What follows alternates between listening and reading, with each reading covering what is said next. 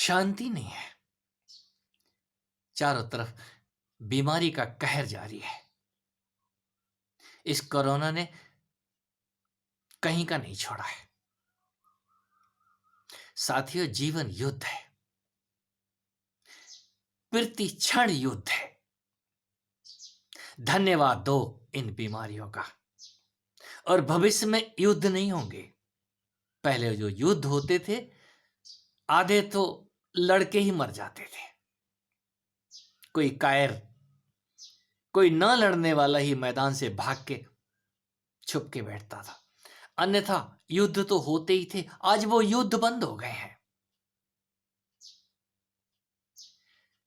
तो प्रकृति जहां पर नित्य निर्माण और विध्वंस हो रहा है, वहां कोई ना कोई उपाय निकाल लेती है युद्ध करने का, युद्ध कराने का।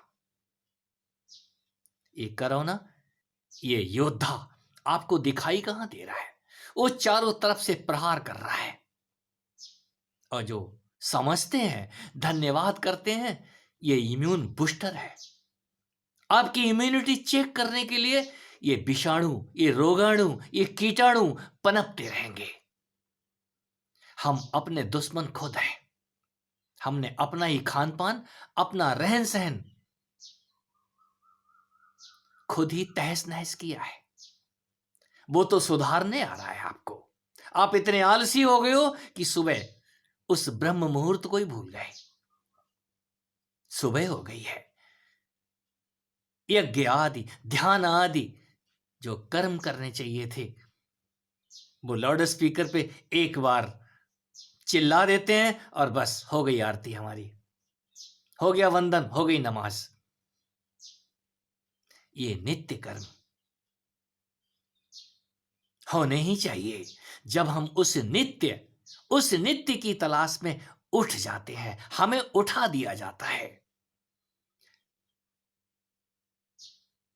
बहुत से विज्ञजन, बहुत से संतजन, यहां तक कि वैद्य जो जानते हैं, वो सलाह दे रहे हैं, सांसों पे इस हवा को बाहर फेंको। कैसे बाहर फेंको? ओ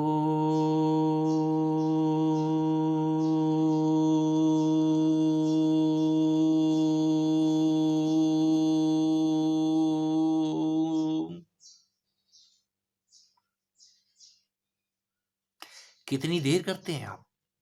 कितनी देर कर सकते हैं आप? जितनी ज्यादा देर तक कर सकते हैं कीजिए। सुबह उठते ही सनातन धर्म में उस नाद का गुंजार करने की प्रथा थी और है। आज भी जो मंत्र विज्ञान है वो श्वासों के ऊपर है। हम भूल गए। आप करके देखें, किसी भी आयु में ये कारगर है।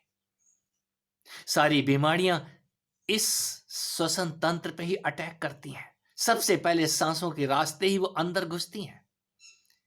कभी गला खराब है, पेट तो बाद में खराब होता है, पहले गला ही खराब होता है। और गले पे बार भी गला ही काटता है, तलवार का वार। गला, हाथ काट देने से कोई नहीं मर जाता, गला काट देने से मर जाते हैं। आप अपने गले को बचाएं। सोहम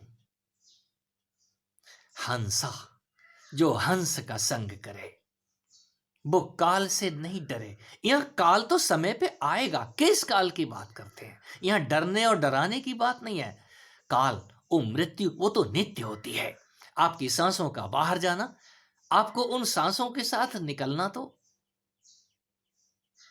ये रास्ता है बाहर निकलने का। आप इन्हीं सांसों के ऊपर सवार होकर के एक दिन इस अदृश्य जगत में गुम हो जाएंगे। तो नित्य अभ्यास करें। जब हम अभ्यास करते हैं, ओम चिल्लाते हुए जाते हैं। किसको?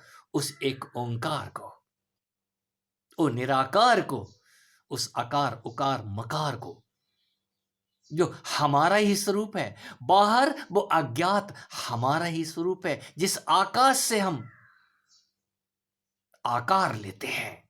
ये आकाश ही आकार ले रहा है, ये आकाश ही थामे हुए है आपको। आकाश नाम का कोई तत्व है ही नहीं। ये चार ही तत्व दिखाई दे रहे हैं आपको, हवा, पानी, मिट्टी और अग्नि। आकाश नाम का तत्व आपको पकड़े हुए है, थामे हुए है। वो आपको ही नहीं, ये ग्रह ब्रह्मांड में जो कुछ भी दिखाई दे रहा है, ये आकाश ने पकड़ रखा है। और आकाश सर्वत्र होते हुए भी हमने उसको नीला पोत दिया है। यही नील वर्ण समझने योग्य है। ये नीलिमा हमारी समझ में आ जाए। इस नील से आप ओतप्रोत हैं, ये आपका ही रंग है। इस रंग में एक बार नहा तो लो। वो नित्य नहलाने के लिए ये प्राण वायु इसी आकाश को लेकर के अंदर घुसती है। ये प्राण तत्व जिसका कोई आकार नहीं है, इस शरीर में घुसते ही उस आकार का आभास देता है। मैं शरीर हूं, मैं मन हूं, मैं बुद्धि हूं, चित्त और अहंकार हूं, मैं हूं। ये मैं होने का एहसास आकाश ही कराता है। और मैं से निरामय करने की ताकत भी इसी प्राण वायु के साथ जुड़ी हुई है।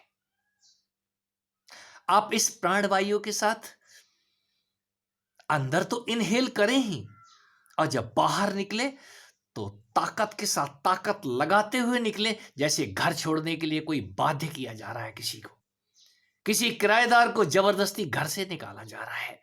आप चिल्लाते हुए बाहर निकले, जा तो रहा हूं लेकिन जल्दी ही वापसी करूंगा। वापसी उन्हीं की होती है, पहले घर छोड़ना आ जाए, तलवार उठाना आ जाए। और जो तलवार उठाते हैं इस श्वास की, उनका तन अपने आप उस परम श्वास से भर जाता है। ये श्वासों का विज्ञान आपको कितना समझ में आ रहा है? आप अपनी श्वासों के साथ बने रहें, और जितना ज्यादा आप अभ्यास करेंगे, ये बिना दवाई के मुफ्त की दवा है, जो नित्य ही आपके अंदर संजीवनी लेकर के जाती है। आप उस कार्बन डाइऑक्साइड को बाहर फेंकें ताकत लगा के, और जब आप ताकत से बाहर फेंक रहे होते हैं,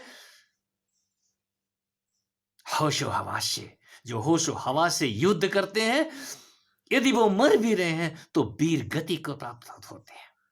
और जो लड़ते लड़ते मरता है, हे अर्जुन, वो अमर हो जाता है। क्यों? वो होश में बाहर जा रहा है। यदि वो वापसी नहीं करता है, तब भी उस परम होश को जान जाता है, और जो जान जाता है उसका भय सदा को मिट जाता है। मैं उसी को योगी कहता हूं। ये योग सधता ही उनका है जो इन सांसों को समझ लेते हैं।